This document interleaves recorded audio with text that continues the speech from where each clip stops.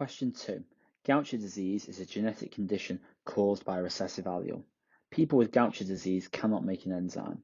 The enzyme is needed to stop fat from building up in many organs, so the disease can be fatal. Figure 2 is part of a family tree showing some individuals that have Gaucher disease. We can see figure 2 there on the right. And I always think it's useful at this point to look at each of these people, try and work out, are they homozygous recessive, homozygous dominant, or heterozygous before we even come on to look at the question parts.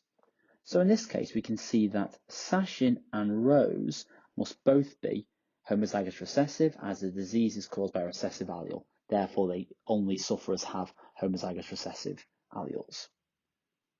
Now, in terms of what everybody else is, well, the fact that Rose is a sufferer shows that Sarah must be heterozygous, because Rose will have got one recessive allele from her father, because he's a sufferer, he only has recessive alleles for this condition, whereas you must actually have two recessive alleles, Rose, so she must have got one from her father and the other one must have come from her mother. Now we can see using this key that Sarah, the mother, isn't actually a sufferer, therefore she must only have one copy of the allele, so she's heterozygous.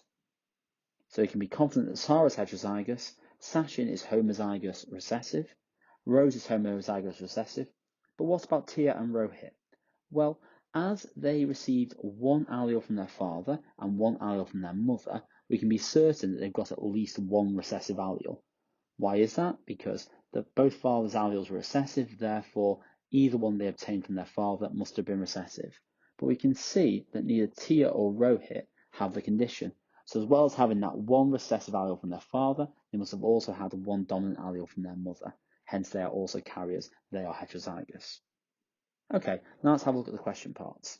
Write down the names of all the people who are definitely homozygous for this gene and definitely heterozygous for this gene.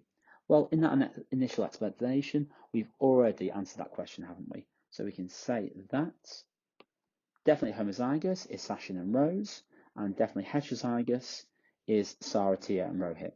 Now we can just look back at figure 2, double check to make sure we're definitely happy with that conclusion. Yes, we are. It makes sense. It's logical. Therefore, that is correct, and it scores 2 marks available for part A. Part B. Sarah and Sachin are expecting another child. Draw a Punnett square diagram to work out the probability that this child will have Gaucher disease. Use these symbols. Capital G equals non-Gaucher allele, and lowercase g equals Gaucher allele. Okay, so looking back at figure 2 as well, we can work out what were Sarah and Sachin. Remember, Sarah was heterozygous, so in terms of the parents, we can say that Sarah was capital G, small g, in terms of her genotype, whereas as Sachin had the condition, he must have been homozygous recessive, as we discussed, therefore he's going to be 2 small lowercase g's. Now in terms of the gametes, therefore, that are produced, we're going to have a capital G for Sarah and a lowercase g, and for Sachin we're going to have 2 lowercase g's. Now we can pop all these into a Punnett square, so we can say that. We'll put Sarah's on the top, so it's capital G and lowercase g, and then Sachin's can go down the side, like so. Then all we do is cross those, and we're going to have heterozygous, homozygous recessive, heterozygous, and homozygous recessive. Okay, now we've completed that Punnett square, what phenotypes are we going to have? So we're going to either have a carrier or we're going to have a sufferer. So these are the carriers here on this side, and these are the sufferers. So therefore, what is the probability of having a child with Gaucher disease? And it is going to be 50%. Because out of the 4 offspring there in the Punnett square, 2 of them were homozygous recessive, therefore had the condition.